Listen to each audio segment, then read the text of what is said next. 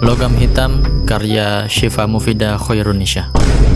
Sebuah cerpen yang diterbitkan oleh bacapetra.co, sebuah platform online yang berisi berbagai karya tulis mulai dari cerpen, novel, puisi dan sebagainya. Dan siapa saja bisa menerbitkan karyanya di situ walaupun nggak gratis. Logam Hitam adalah sebuah cerpen yang menceritakan tentang seorang suruhan, atau jika kalian suka membaca novel karya Terelie, maka istilahnya adalah tukang pukul.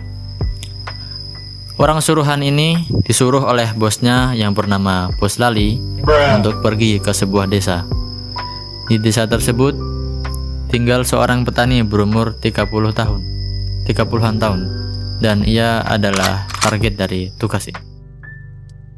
Kemudian orang suruhan ini kita sebut saja Cipto. Cipto ini memulai misinya dengan berpura-pura menjadi orang yang gagal hidup di kota, menjadi lontang-lantung, berpakaian kumuh dan memakai sandal jepit.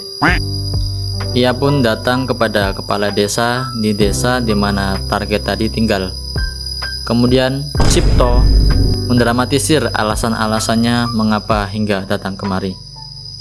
Tak perlu waktu lama, Cipto diterima, dan sungguh beruntungnya Cipto karena Cipto langsung menemukan targetnya.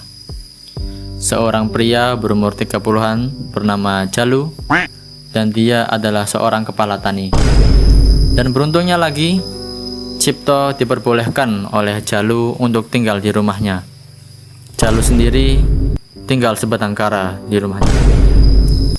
Alasan mengapa Cipto diutus oleh Bos Lali adalah untuk mengambil kembali logam hitam yang sangat berharga yang telah diambil oleh Jalu. Cipto merasa ini adalah tugas yang mudah. Bagaimana tidak? Ia bahkan tidak perlu susah-susah menyusup ke rumah Jalu targetnya. Ia tinggal berkeliling santai karena ia tinggal dan diterima di rumah Jalu. Woi, lagi santai kawan. Tapi ternyata tugas ini tidak semudah kelihatannya. Cipto mencari kesana kemari, mengecek setiap sudut rumah, tapi nihil.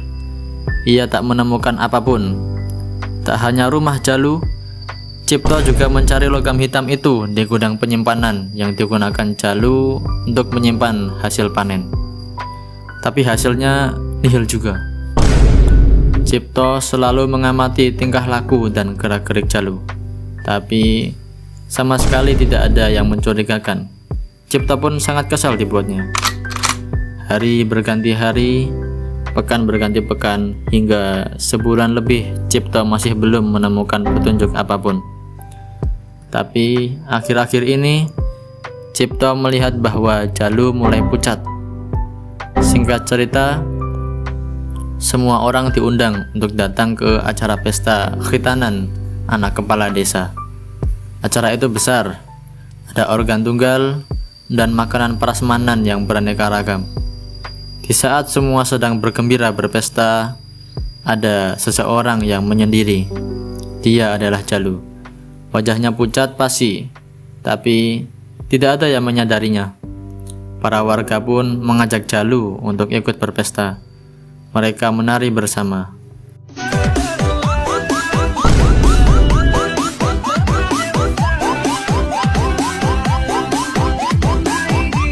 Si Jalu tetap ikut menari, walaupun terlihat sangat dipaksakan. Hingga semua orang pun panik. Jalu mengerang kesakitan dan meringkuk di tanah. Cipto dengan sigap menelepon ambulan. Meanwhile, in our universe.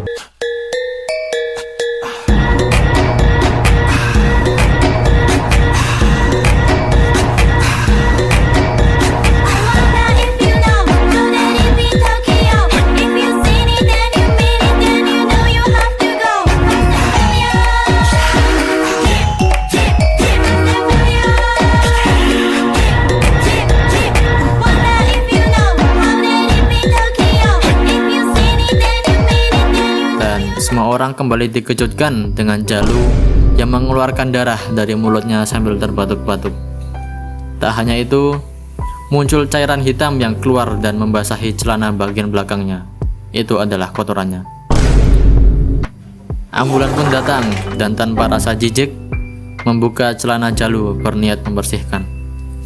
Dan di tumpukan kotoran itu terdapat logam hitam yang selama ini Cipto cari.